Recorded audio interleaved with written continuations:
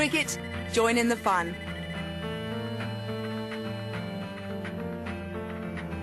There are a variety of team sports all over the world which women can play. But one of the fastest growing sports women are participating in today is cricket.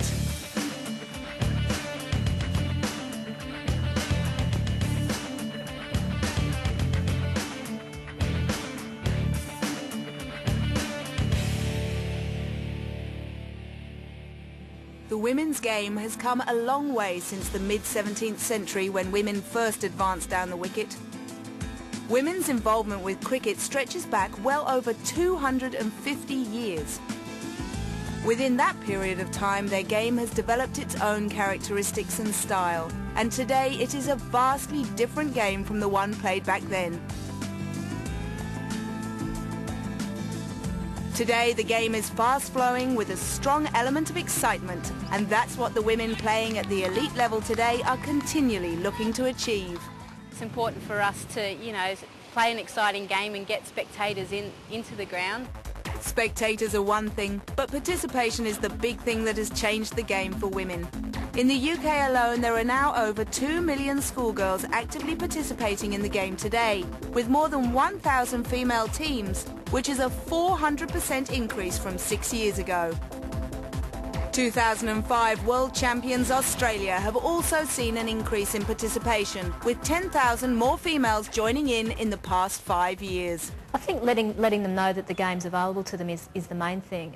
It's a terrific game to play regardless of whether you're male or female. Being an individual sport within a team environment is really good for social interaction, for setting goals, but probably really importantly is for health reasons, to be outside, running around, playing a great sport. It's good fun. It's been proven that school cricket and junior clinics are the best way to help introduce girls to the game. There they can learn the skills needed to play and have the opportunity to mix it with the boys in the playground, showing them a thing or two about the game. It's good to see a lot of schoolgirls taking up sport because it's very necessary we start at a very young age. It's got to help if there's cricket in schools because, there's no way through if cricket's not being played there. And having a good teacher and that to encourage you really, and luckily I've had that through my school. Most young girls play for the pure enjoyment of the sport. But many also hold the dream of one day representing their country and travelling the world. And cricket is one sport that offers these opportunities. It's wonderful, and coming on tour and being around, this great bunch of girls and learning from each other and touring all over the world is just a dream come true, and anyone would love this job that I have.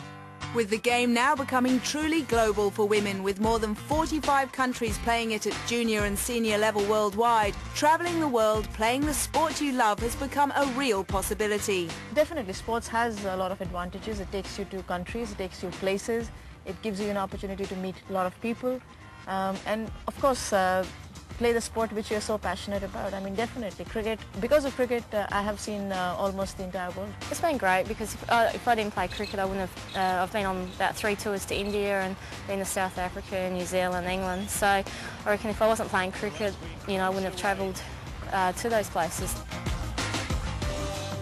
In 2005, the International Women's Cricket Council joined forces with the ICC to help drive the development of the sport and to draw men's and women's cricket closer together at international level.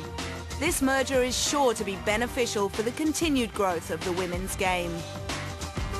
I think it's one of the best things that happened for women's cricket in the world, the merger with the ICC, and it's a great experience so far, and I hope that the figure shows in the next few years that we are right and that the growth of women's cricket is very substantial. The women's game hasn't just been sitting around in the last 250 years either. Women have made a strong contribution to forging the game forward in that time, and in doing so have created records which have been unpassed by the male game. Women played their first World Cup in 1973, 2 years before the men conducted their first championship. Former Australian captain Belinda Clark holds the record for the highest score, male or female, in a one-day international, scoring 229 runs. The female game has continued to grow and improve since that first World Cup in 1973, which has seen the game not only improve in terms of the talent now playing, but numbers and participation. it's a really exciting time for the women's game right now, and I think since under the old structure, the International Women's Cricket Council, there were 15 member countries of the IWCC, and we've just finished our first set of research results for women's cricket, and it shows that across the 96 members of the ICC, there's 45 of those that have competition women's cricket. So there's 30 countries that previously didn't have any that now do have junior and senior competition cricket. So with all that said, women's cricket looks strong and promising for the future. I play cricket because I want to play cricket. It's just because I love the sport.